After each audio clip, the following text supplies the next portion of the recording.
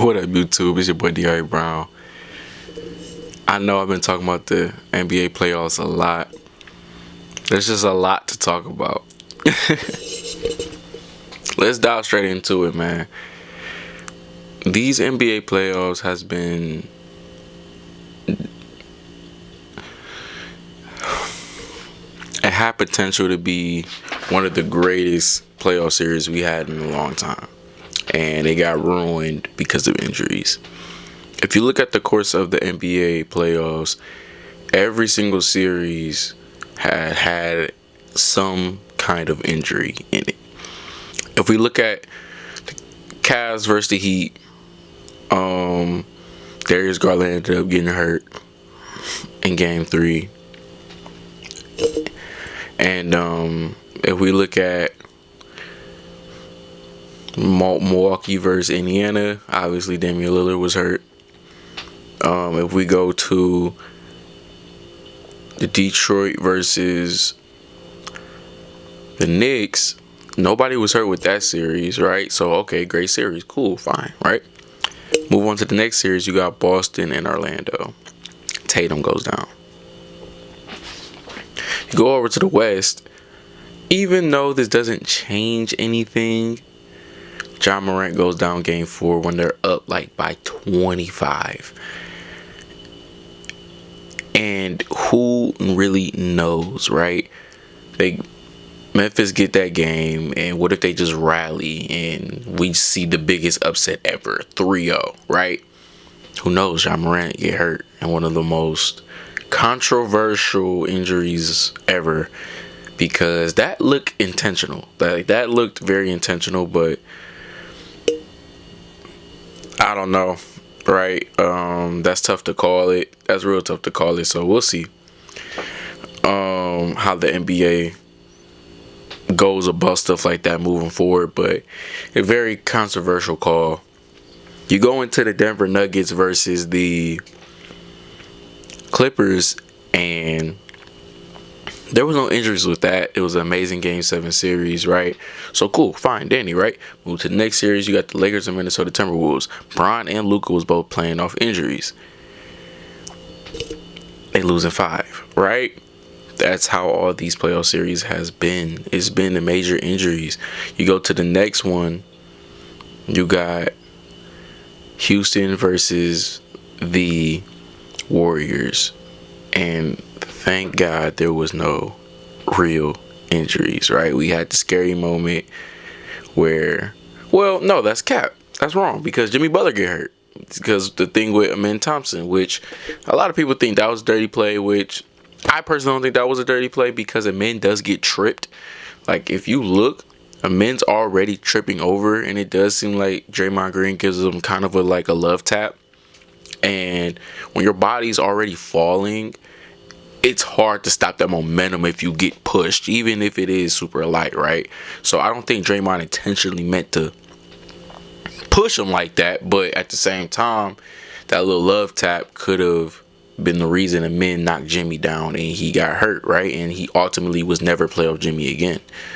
Leading into the next series with Minnesota and the Warriors, Jimmy's coming off an injury. Steph Curry gets hurt Game 1.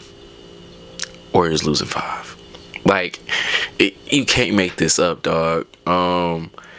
You got one of the greatest playoff series we had in a long time, which ended in a very stinker for the Denver Nuggets. Like, they just didn't come to play, right? No, Aaron Gordon, the guy who has been playing absolutely outside of his mind these playoffs, goes down with the same injury Steph Curry had, which Steph Curry could not come back from. And Steph Curry had a grade 1. Aaron Gordon had a grade 2 hamstring, right? So he really had no business being on that basketball court, especially starting the game. But he was there to bring that morale, to bring that dog out of the Denver Nuggets, and they did the exact opposite. Alex Caruso absolutely dominated Jokic. Like, that was probably the worst game I ever seen from Jokic, and that's saying a lot, man, because to say Jokic had a bad game is something that we never thought we'll say in a very long time. But Jokic, you had a bad game, dog, and it also goes down with coaching, because there's no reason you keep catching the ball on the block with a 6'5" guy on you and you're 7 foot, right? Get it in the post and just body him, bro. You're like 280. Alex Caruso like 180. You're 100 pounds bigger than him, bro. Move him. Jamal Murray. I always say this about Jamal Murray. I don't believe in Jamal Murray. I never believed in Jamal Murray. But he did give us a stinker, but he has been sick the entire playoffs. Like, that is something I'm saying. Like, injury, sickness, it all ties in together. Jamal Murray has been sick the entire playoffs. I hate to give an excuse, but we got to give credit where it's due, because he's been hooping with the injuries. Michael Porter Jr.'s shoulder was messed up. Like, they were banged up, dog. They were banged up. So to say there really was no injuries with the Clippers series is cap, because Murray was sick and Michael Porter Jr. arm, shoulder hurt. But it's like, I don't know. I don't really want to call that an injury series because it didn't affect them. But by the time they got to OKC, it started really affecting them, right? We talking about Boston. I mean, obviously Tatum goes down again, but he goes down with something that's going to have him out for the entirety of next season as well. And Celtics gave us a pump fake. They made it seem like they was going to rally and really fight for Tatum and try to get it done, but no, they got absolutely punched in the mouth the next game. Knicks handled business. They did what they're supposed to do. And then we go to the Cavs and Indiana, where Garland was already down. We lose Hunter and Mobley. They all come back, and Donovan Mitchell get hurt, right? So even though Donovan Mitchell was playing, he still was hurt. Garland was playing on a bum foot. Who knows if Mobley and Hunter was muscling through injuries. You get what I'm saying? Like, and then, in that game, Josh Hart got, with the Celtics, Josh Hart got, elbow to the mouth. So it's like, everybody is seeing injuries, y'all. Like, the Pacers are the only team, Pacers and Timberwolves are the only two teams fortunate not to see any type of injuries. Well, OKC too. All right, so we got 3 teams that made it to the conference finals with little to none injuries. Now, granted, Josh Hart isn't really banged up too bad, right? Obviously, he's got the cut on his forehead, so we could really say the same thing for the Knicks, right? All the teams that made it are the teams that didn't get hurt.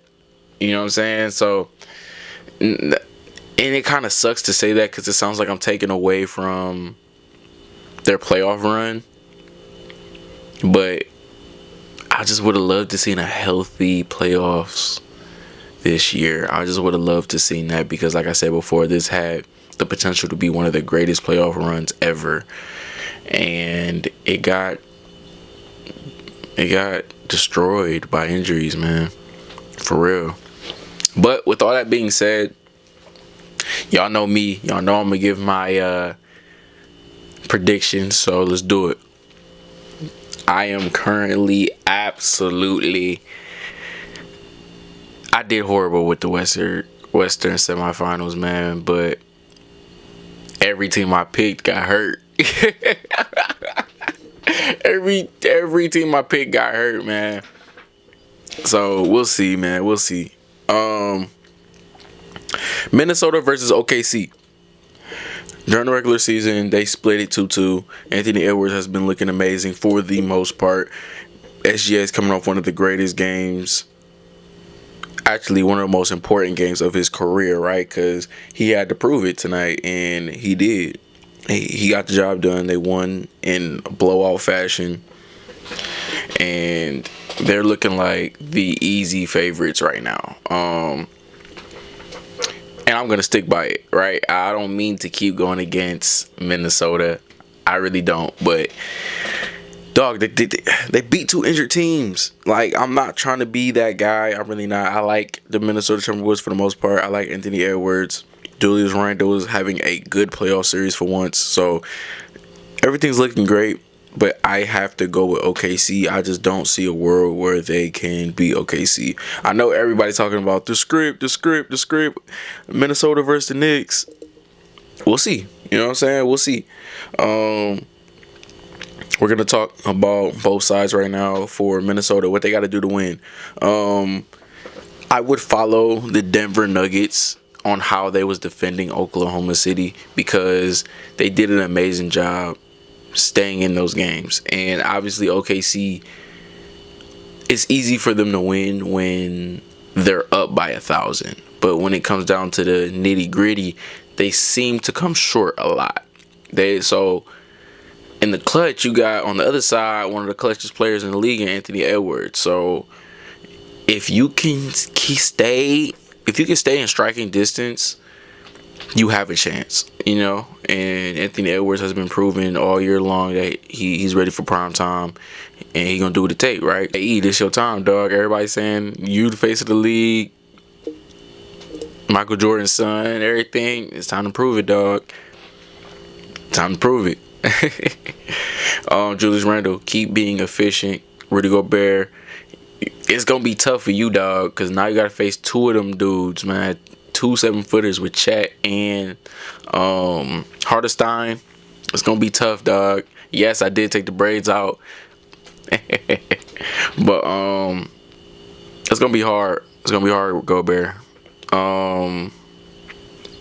Yeah, I think Minnesota just got to be able to keep up with the pace, but I don't think that's going to be hard for them. They're another young team for the most, young stars, same as OKC, so they should be able to keep up for the most part. McDaniels, he's probably going to have to guard SGA. Or, I mean, if Ant wants to do it, cool, fine, dandy, but don't burn yourself out, Ant. They need you to score, right? So you can't you can't overdo it and get tired trying to guard SGA, because SGA, he a bucket, dog, whether it's from free throws, middies. He even been hitting some threes. So SGA, he's starting to really get in his bag, and he's averaging 30. He averaging 30. So that's a hard task, AE. I think it's better for you just to guard Williams, but we'll see how they do it. We'll see the schemes. Okay, I say just keep playing your brand of basketball. Jalen Williams, you have to show up, dog. Like, we cannot keep having these stinker games from you. Scoring wise, like, you do everything else, but we need you to be able to score, because on the other side of basketball, you got guys that can score, right? Julius Randle, Anthony Edwards, they can fill it up. So SGA is gonna get his 35, but you got to show up. We need you getting at least 20. Chet Holmgren, same thing with you. He got to go out there and score. But I just say stick to the game plan, bro. Like, Alex Caruso, keep playing him. Keep playing, Lou Dort, show up to the table. Just keep playing your brand of basketball. OKC wins in 6. It's going to be a fun series. I definitely think Minnesota's going to get at least 2 games for sure. Like, I don't think this is going to be a pushover, regardless of it being the 1 versus 6 seed. Like, that seed stuff really don't matter no more, right? But I do think this is going to be a fun one. Moving on to the Eastern Conference, we have the Pacers versus Knicks. Everybody is talking about this because a couple of years, I think it was like this summer or last summer, Halliburton and Jalen Brunson was in the WWE ring, and now they face it in the conference finals. And once again, they're playing each other because, last time the Pacers beat the Knicks. I think I want to say it was in Game 7. But Jalen Brunson went down, right? So now both teams are fully healthy. We're going to see who got it, right? For me, I want to say the Knicks got it. I don't think the Pacers can beat the Knicks, especially if Karl-Anthony Towns is going absolutely nuts. He's been going crazy this year. Brunson obviously been averaging 30 in the playoffs. He definitely kicks it.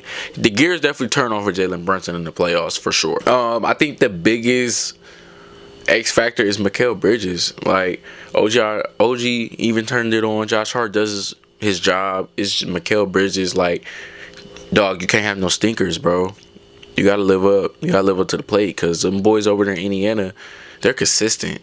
And Hallie, he's tired of these overrated He's tired. He's tired of that. He's tired of getting called overrated. So he's about to come show y'all he ain't. He on the way. With that being said, talking about it from the other side, from Indiana, I think Hallie just got to keep balling out. Hallie, keep doing your thing. Pascal, keep doing your thing. Miles Turner, you're the dark horse. If you can stop Karl Anthony Towns and average at least 15, you guys have a great chance to win. I think this series goes 7. Again, like I think it goes 7. It could bounce either way, but I think ultimately the New York Knicks will win, and we will see OKC versus the Knicks in the finals.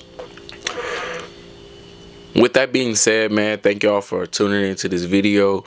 I got big things on the way. I got things on the way for sure. So thank y'all for tapping in with me. Like, comment, subscribe. Let me know what your playoff brackets look like. Like, are they done, absolutely done like mine, or are they still alive? You know what I'm saying? I don't even know what to say. I'm just sick of the injuries, dog. It sucks. Like, it sucks so bad, man. Oh, and one more thing. The officiating. Absolutely horrible, bro. Like, I'm so tired of them. Okay, let's talk about it real quick. So, going into the game 2, was it game 2? Yeah, it was game 2 when the Cavs were up by 20, right? And the Pacers came back, storming back, right? And Halliburton hit the step back 3 for the game, right? The NBA went back, seen the footage, and seen that Halliburton was over the line, so that play technically does not count, right? The referee should get fined. Something has to happen. Like, they cannot be allowed to keep getting away with this, bro. Because if the Cavs win that game, bro, that changes everything. Because we went game 3 and punched them in the mouth. You get what I'm saying? Like, that changes everything. So, officiating has to be better. Please do not make that mistake no more for the rest of these playoffs. Like, and I hate when they come back with these with these posts talking about some, oh, we made a mistake, da da da da. Okay, so what is the point of telling us at this point? Are you gonna go back and have them line it back up? Are we gonna check the ball back up? No? Alright then, what is the point? Like, yeah, you're telling us you're holding yourself accountable 5 days later. It doesn't matter anymore. Just do better in the, like, that's something that should be getting viewed during the play. Like, there's no way that's not getting viewed during the actual game. So that was just annoying. It happens a lot. They always just try to be like, oh, we made a mistake. No, they need to be held accountable because they are the same ones who are throwing these players out for absolutely nothing. Like, they need to start seeing their paychecks get hit. Something has to happen so these refs can stop. So I have OKC and the Knicks going to the finals. Let's see what happens.